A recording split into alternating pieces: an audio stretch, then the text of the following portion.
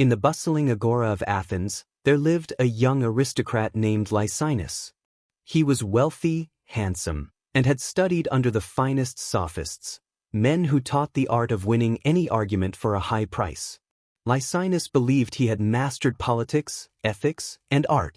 His mind, he felt, was a perfectly organized library where every truth was already on the shelf. One sunny afternoon, he grew tired of hearing his peers praise the strange, barefoot philosopher, Socrates. They say the oracle at Delphi called him the wisest man in all of Greece, Lycinus sneered to his friends. But he claims to know nothing. It's an insult to intelligence. Today, I will prove he is a fraud. Lycinus and his followers found Socrates near the Stoa of Zeus, simply talking with a stonemason. Socrates, Lycinus announced, his voice silencing the small crowd. I have come for knowledge. I wish to know, what is courage? Lycinus was prepared. He had a brilliant, 5-minute speech ready, defining courage as heroic acts in battle, standing firm against the enemy, and the bravery of legends like Achilles. Socrates, with his famously ugly face and kind eyes, turned. That is a mighty question, Lycinus. I am just a simple man, and I confess I do not know. But perhaps you, who are so well educated, can teach me. Lycinus smiled. This was too easy. He delivered his rehearsed speech. The crowd nodded, impressed by his eloquent words. When he finished, Socrates looked thoughtful. That was a magnificent answer, Lycinus. Your cup of knowledge is truly full. But help me understand one small part. Ask what you will, Lycinus said, crossing his arms confidently. You say courage is standing firm in battle, Socrates began gently. But what if a wise general orders a strategic retreat to save his city? Is that general a coward? Well, you know, Lycinus stammered. That would be wisdom, not cowardice. Ah, said Socrates. So courage is not just standing firm. Perhaps it is knowing when to stand and when to retreat?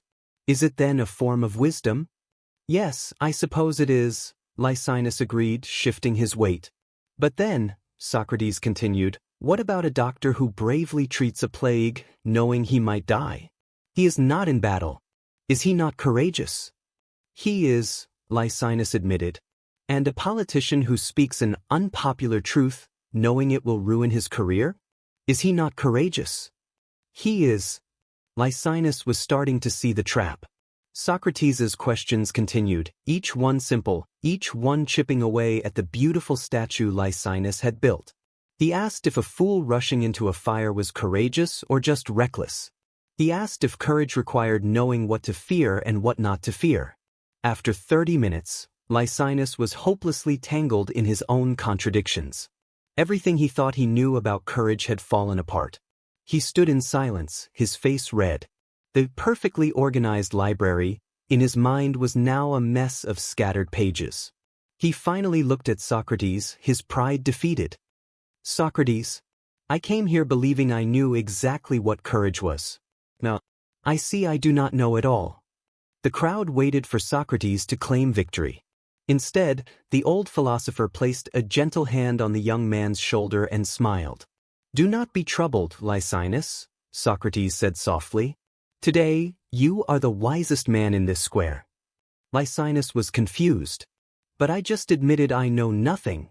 Exactly, said Socrates. You came here like a cup that was already full. No new water could be added. You thought you knew, and so you were closed to learning. The politicians, the poets, the generals, they all believe their cups are full.